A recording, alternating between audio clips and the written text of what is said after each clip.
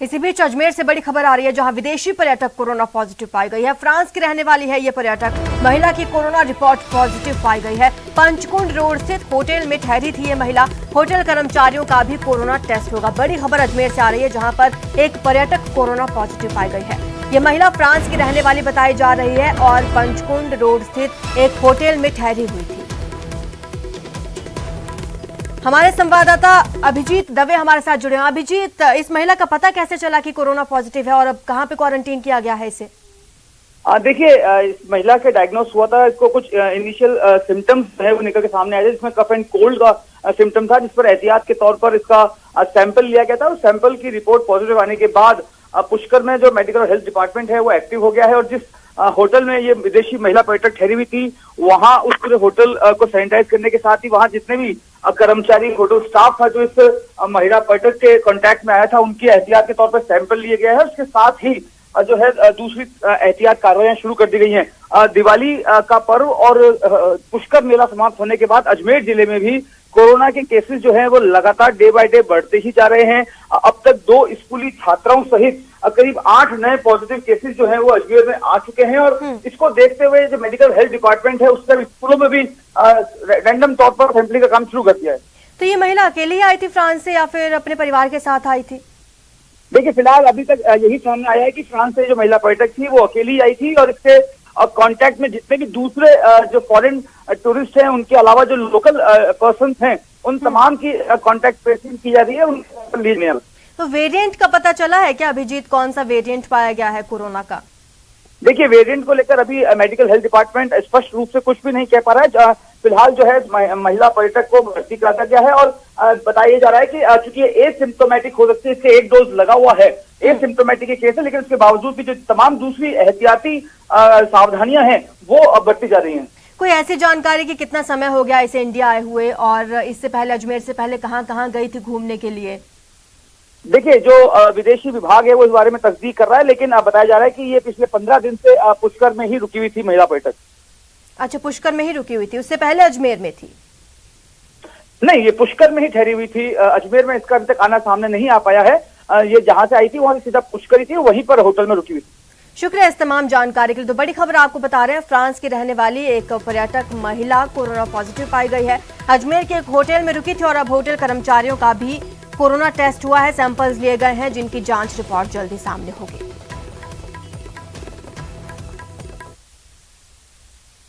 तो वहीं 12 से खबर है, जहां चलती कार में आग लग गई। 12 के राष्ट्रीय राजमार्ग 27 पर बमूलिया अंडरपास के पास एक चलती कार आग के गोले में तब्दील हो गई।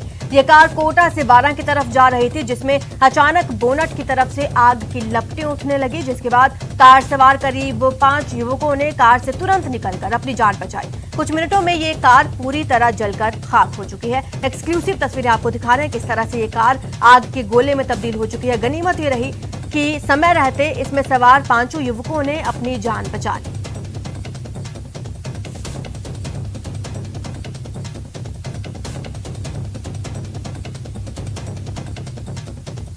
तस्वीरें देखिए, कितना खौफनाक ये दृश्य है।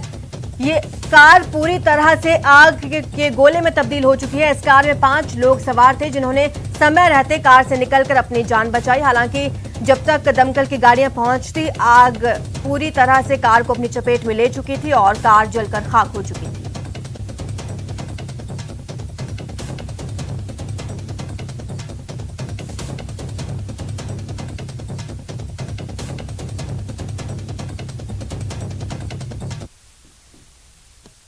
तो वहीं जयपुर से बड़ी खबर आ रही है, 11 साल की बच्ची से छेड़छाड़ का आरोप लगा है। सरकारी स्कूल में बच्चे से छेड़छाड़ हुई है, प्रिंसिपल पर छेड़छाड़ का आरोप लगा है। बच्ची के पिता ने मामला दर्ज करवा दिया है। हरमाड़ा थाने में यह मामला दर्ज कराया गया है। बड़ी खबर आपको जयपुर से बता रहे हैं, जहां पर 11 साल की बच्ची से छेड़छाड़ हुई है और आरोप लगा है सरकारी स्कूल के प्रिंसिपल पर। बच्ची के पिता ने मामला दर्ज करवा दिया है। हरमाड़ा पुलिस मामले की जांच में जुट गई है। ये खबर जयपुर से आपको बता रहे हैं, जहां पर 11 साल की बच्चे से छेड़छाड़ का मामला सामने आया है और छेड़छाड़ का आरोप लगा है स्कूल के प्रिंसिपल पर। सरकारी स्कूल में ये बच्ची पढ़ती है, जिस स्कूल के प्रिंसिपल पर छेड़छाड़ का आरोप लगा है। बच्चे के पिता ने मामला हालांकि दर्ज करवा दिया है हरमाड़ा थाने में और हरमाड़ा पुलिस इस मामले की जांच में जुट गई है। बड़ी खबर आपको बता रहे हैं जयपुर के हरमाड़ा से। हमारे संवाददाता सौरभ गृहस्थी हमारे साथ जुड़ चुके हैं। सौरभ, क्या कार्रवाई हुई है, पूछताछ हुई क्या? देखिए, मैं आपको बता दूं कि ये मामला जो है वो 25 नवंबर का है और बच्ची के पिता ने ये शिकायत दी है कि जब वो बच्ची जो है वो स्कूल गई तब वहाँ के प्राध्यापक ने जो है वो बच्ची के साथ छेड़छाड़ की है और इसकी शिकायत जो है वो दर्ज करने के बाद पुलिस ने भी पॉक्सो एक्ट में जो है वो मामला जो है वो दर्ज कर लिया है और अब पुलिस, क्योंकि ये मामला छेड़छाड़ से जुड़ा हुआ है, इस लिहाज से आरोपी को गिरफ्तार करने का प्रयास जो है वो कर रही है। हालांकि अभी तक ये बताया जा रहा है कि गिरफ्तारी नहीं हुई, लेकिन चूंकि ये मामला गंभीर है, इस लिहाज से पुलिस भी पूरी गंभीरता के साथ इस मामले को जो है वो गिरफ्तारी करने में प्रयास जो है वो कर रही है। लेकिन जिस प्रकार का मामला है, बच्ची द्वारा स्कूल गई थी और इस दौरान प्रधानाध्यापक ने इस प्रकार की छेड़छाड़ जो है वो बच्ची के साथ की है। ये मामला जो है वो हरमाड़ा के एक सरकारी स्कूल का मामला है, तो इस लिहाज से और ज्यादा गंभीर इस मामले में पड़ जाता है कि किस प्रकार से इस प्रकार की घटना जो है वो सामने आई। तो इस तमाम पहलुओं के बारे में पुलिस जो है वो फिलहाल छानबीन कर रही है और ये भी दावा किया जा रहा है कि जल्द जो आरोपी की गिरफ्तारी होगी। सौरभ, पता कैसे चला मामले का? क्या बच्ची ने खुद अपने परिजनों को इस बात की जानकारी दी?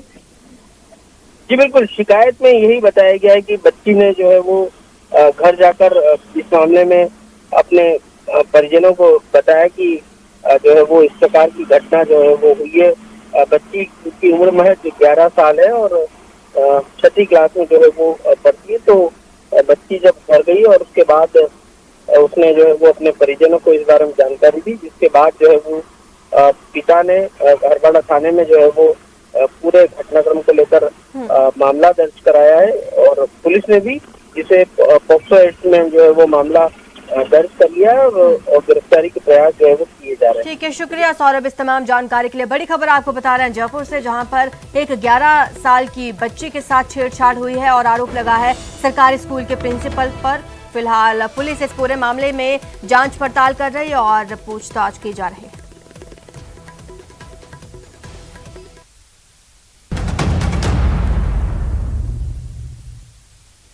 इजराइल दुनिया भर में अपनी ऐसी कृषि तकनीकों के लिए जाना जाता है जिसे उसने दशकों से पानी की कमी को दूर करने के लिए विकसित किया। अब हमारे बुंदेलखंड क्षेत्र के किसान फसल चक्र बढ़ाने और उत्पादन को बढ़ावा देने के लिए उसी तकनीक का इस्तेमाल कर रहे हैं। मिशन पानी की ये रिपोर्ट देखिए।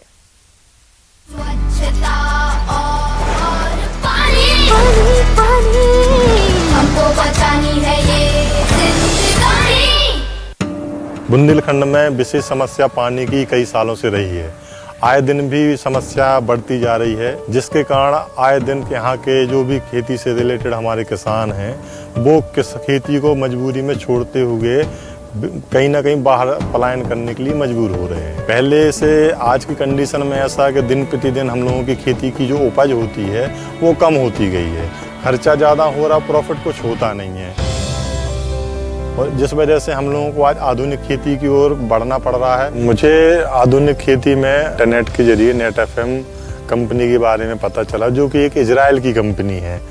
और नेट एफएम कंपनी मुझे इसलिए अच्छी लगी क्योंकि नेट एफएम में जो ड्रिपर होता है ड्रिप में, तो जो पहला ड्रिपर है और लास्ट का ड्रिपर, इन दोनों के जो पानी का डिस्चार्ज है वो बराबर समानता रहता है। मेरे कहने का मतलब ये है कि 1 एकड़ पे अगर 8 से 10,000 प्लांट आते हैं अपने, तो 10,000 के 10,000 पौधों के पास बराबर पानी जाता है और बराबर खाद जाता है। चना, गेहूं, मटर, सरसों की खेती करता था, उसमें मेरे लिए कोई ज़्यादा प्रॉफिट नहीं होने की वजह से श्री महेंद्र जो कृषि वैज्ञानिक हैं उनके द्वारा हमारे लिए जो है बताया गया कि आप जो है ये खेती छोड़ के सब्जी की खेती कीजिए। तिवारी जी के द्वारा नेटाफेम ड्रिप लगाया गया, तो हमने मिर्च है, टमाटर है, बैगन है और शिमला मिर्च है, इसकी जो है सब्जियां तैयार की। उसमें हमको बहुत ज़्यादा जो है प्रॉफिट हुई।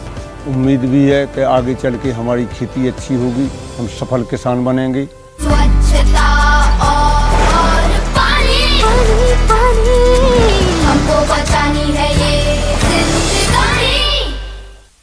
वैक्सीन ही कोरोना का एकमात्र सबसे प्रभावी तरीका है, ये बात हम आप और समाज के तमाम लोग जितने जल्दी समझ लेंगे उतना बेहतर है, क्योंकि कोरोना महामारी के भुक्तभोगी एक या दो नहीं, हजारों लाखों परिवार हैं। यकीन मानिए, वैक्सीन ही हमें और आपको इस वैश्विक महामारी से बचा सकता है।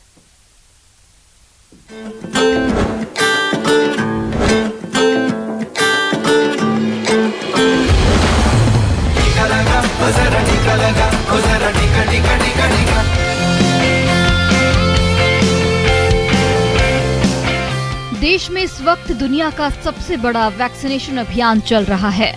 आप इस वक्त देश के किसी भी कोने में जाएंगे, स्वास्थ्य विभाग की टीम आपको हमें पूरे समाज को बचाने के इस अनोखे अभियान में शिद्दत से जुटे दिखाई देंगे। झारखंड के देवघर में भी वैक्सीनेशन अभियान जोर शोर से चल रहा है। भगवान शिव की नगरी कहे जाने वाले देवघर के डीसी ने स्वास्थ्य विभाग को 30 नवंबर तक जिले के 100% लोगों को कोविड-19 वैक्सीन का पहला डोज दिलाने का टारगेट दिया है। और राहत की बात यह है कि इस टारगेट को पूरा करने में स्वास्थ्य विभाग भी पूरे मन से लगा है। तो जल्दी से जल्दी जो है सारे लोग वैक्सीन को ले लें, ताकि नया वेव जो आने का भय बना रहता है, कोई नया वायरस का विरुलेंट स्ट्रेन, आक्रामक स्ट्रेन पैदा होने की जो भय बनी रहती है, वो समाप्त हो जाएगी। जिला प्रशासन और स्वास्थ्य विभाग की मेहनत का असर अब देवघर में भी दिखने लगा है। देवघर के सत्संग नगर क्षेत्र के सत्संग कॉलेज में आयोजित किए गए वैक्सीनेशन कैंप में वो लोग भी आते दिखे जो शारीरिक मजबूरी और उम्र की चुनौतियों की वजह से अभी तक टीका नहीं ले पाए थे। हालांकि देवघर में अब भी टीके की दूसरी डोज लेने वाले पात्रों की संख्या कम है, लेकिन जिस तरह से देवघर जिला प्रशासन और स्वास्थ्य विभाग की टीम ने हाथ मिलाया है, उम्मीद की जा रही है कि देवघर जल्द ही कोविड-19 वैक्सीन की पहली डोज में 100% वैक्सीनेशन का लक्ष्य हासिल कर लेगा। बहुत अच्छा लगा कि हमारे घर के पास ही आके टीका मिला है, बहुत अच्छा लग रहा है हमको। तो सबको लेना चाहिए और ले आके। जाहिर तौर पर दिव्यांगों के लिए घर के करीब वैक्सीनेशन कैंप लगना राहत की बात रहती है, जिसका फायदा अशोक पंडित जैसे लाभार्थी को मिला। लेकिन ध्यान देने की जरूरत उन लोगों को है जो सच को जानते हुए भी खोखले बहाने बनाकर संजीवनी जैसी वैक्सीन लेने से बच रहे हैं और खुद को और अपनों की जिंदगी खतरे में डाल रहे हैं। Bureau report, news 18 network.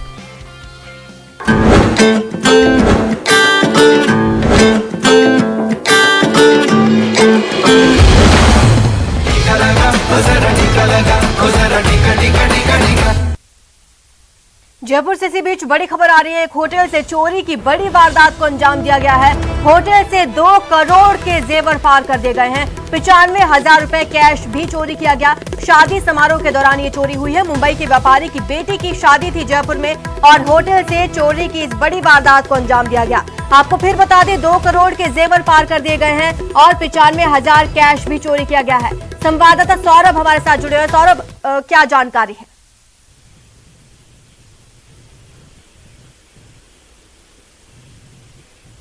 Saurabh, क्या आप मुझे सुन पा रहे हैं?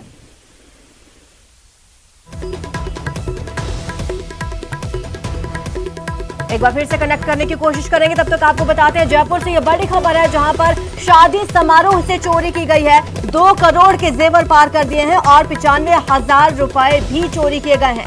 मुंबई के एक व्यापारी की बेटी की शादी थी जयपुर के एक होटल में और वहीं से इस चोरी की वारदात को अंजाम दिया गया। 2 करोड़ के जेवर और 95,000 कैश चोरी किया गया है। शादी समारोह के दौरान इस वारदात को अंजाम दिया गया।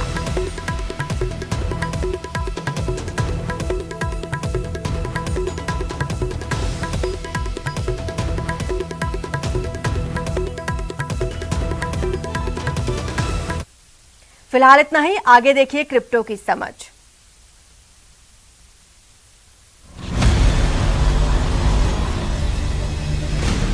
Z and news 18 network present crypto की समझ। स्वागत है आपका क्रिप्टो की समझ में और एक नए एपिसोड के साथ मैं रंजना रावत। तो चलिए शुरू करते हैं क्रिप्टो से जुड़ी वो खबर जो पिछले हफ्ते बनी रही सुर्खियां। एक अरबपति निवेशक केनेथ ग्रिफिन ने साउथबी के ऑक्शन में यूएस कॉन्स्टिट्यूशन के पहले एडिशन की कॉपी $43.2 मिलियन में खरीदी ऑक्शन हाउस और ग्रिफिन के एक प्रवक्ता ने शुक्रवार को कहा कि अरबपति निवेशक केनेथ ग्रिफिन ने गुरुवार को सौथबी में अमेरिकी संविधान के पहले एडिशन की कॉपी खरीदने के लिए एक ऑनलाइन क्रिप्टो करेंसी ग्रुप को पीछे छोड़ते हुए 43.2 मिलियन यूएसए डॉलर की बोली लगाई। ग्रिफिन ने 17,000 से अधिक लोगों के एक बैंड को पीछे छोड़ दिया, जिन्होंने इस हफ्ते की शुरुआत में सोशल मीडिया के माध्यम से $40 मिलियन से ज्यादा का क्राउड फंडिंग किया था। ग्रिफिन, जिसने 43 बिलियन अमेरिकी डॉलर की इन्वेस्टमेंट फर्म सिटाडेल की स्थापना की, वो एक प्रोमिनेंट आर्ट कलेक्टर है और अरकानसास के बेंटो विले में crystal bridges museum of American art अमेरिकी संविधान के पहले एडिशन की कॉपी को प्रदर्शन के लिए रखने वाले हैं। ग्रिफिन ने एक बयान में कहा कि अमेरिकी संविधान एक पवित्र दस्तावेज है और इसलिए मैं चाहता हूं कि हमारे संविधान की ये कॉपी सभी अमेरिकन और विजिटर्स के देखने के लिए हमारे म्यूजियम और दूसरे सार्वजनिक स्थलों पर उपलब्ध रहे। ऐसा लग रहा है कि शायद सतोशी नाकामोटो के बिटकॉइन का विशाल खजाना हमेशा के लिए खो गया। दरअसल इरा क्लेमन वर्सेस क्रेग राइट ट्रायल में जूरी मेंबर्स ने इस हफ्ते एविडेंस में सुना कि सतोशी नाकामोटो के 1.1 मिलियन बीटीसी, जिनकी कीमत 64 अरब डॉलर है, वो कभी रिकवर नहीं किए जा सकेंगे। एविडेंस में बिटकॉइन के शुरुआती दिनों के 5 हार्ड ड्राइव और 9 थंब ड्राइव शामिल हैं, जिन्हें इस तरह एनक्रिप्ट किया गया था जिससे उनके डेटा तक पहुंचना लगभग असंभव हो गया है। बिटकॉइन की मैक्सिमम सप्लाई 21 मिलियन है, वहीं परमानेंटली इरिकवरेबल बीटीसी की कुल संख्या का अनुमान कुछ 100,000 से लेकर 3.7 मिलियन तक है। राइट का दावा है कि वो ही बिटकॉइन का पिस्यूडोनिमस इन्वेंटर नाकामोटो है, हालांकि राइट बार बार ये साबित करने में विफल रहे। वहीं इरा क्लेमन का दावा है कि उसका मृत भाई डेव क्लेमन एक समय राइट का बिजनेस पार्टनर था। इरा का आरोप है कि राइट ने डेव के बीटीसी को हड़पने की योजना बनाई थी, जिसकी मौजूदा कीमत दसियों अरबों डॉलर है। नाकामोटो होने के अपने दावे को साबित करने में कई बार असफल होने के बाद भी राइट हार मानने को तैयार नहीं। राइट ने बिटकॉइन के व्हाइट पेपर पर कॉपीराइट का दावा किया है। हालांकि crypto currency open patent alliance यानी कि COPA के रूप में जाना जाने वाला एक संगठन राइट की रणनीति के खिलाफ अपनी कानूनी लड़ाई जारी रखे हुए हैं। बिनेंस एक्सचेंज के CEO ने क्रिप्टो ग्रोथ में रुकावट डालने वाली सबसे बड़ी समस्या का खुलासा किया है। Top crypto currency firm Binance exchange के CEO चैंगपेंग जाओ ने कहा कि क्रिप्टो मार्केट में बहुत ग्रोथ के बावजूद इंडस्ट्री अभी भी कुछ सेटबैक की वजह से उस तरह से आगे नहीं बढ़ पा रही है। एसोसिएटेड प्रेस के साथ अपने हालिया हुए इंटरव्यू के दौरान बिनेंस एक्सचेंज के CEO ने कहा कि वॉलेटिलिटी एक समस्या है, जिसकी वजह से लोग क्रिप्टो करेंसी से दूर हैं। साथ ही उन्होंने ये भी कहा कि कुछ निवेशक वॉलेटिलिटी एंजॉय करते हैं। उन्होंने कई समस्याओं की ओर इशारा किया जो क्रिप्टो करेंसी की ग्रोथ में रुकावट डाल रही है, जैसे कि अगर कोई व्यक्ति मर जाता है तो उसके एसेट का क्या होगा, क्या वो उसके बच्चों को मिलेगा, वो बच्चों को कैसे मिलेगा, क्या कोई तरीका है जिससे गारंटी दी जा सके कि किसी के मरने के बाद उसका एसेट उनके बच्चों को मिल जाएगा। हालांकि बिनेंस एक्सचेंज के CEO ने कहा कि जैसे जैसे इंडस्ट्री मैच्योर होगी, इसमें मेजर इंप्रूवमेंट भी सामने आएंगे। और क्रिप्टो से जुड़ी खास खबरों में इतना ही। अगली बार क्रिप्टो करेंसी से जुड़ी कुछ और रोचक खबरें आपके लिए लेकर आऊंगी। तब तक के लिए नमस्कार।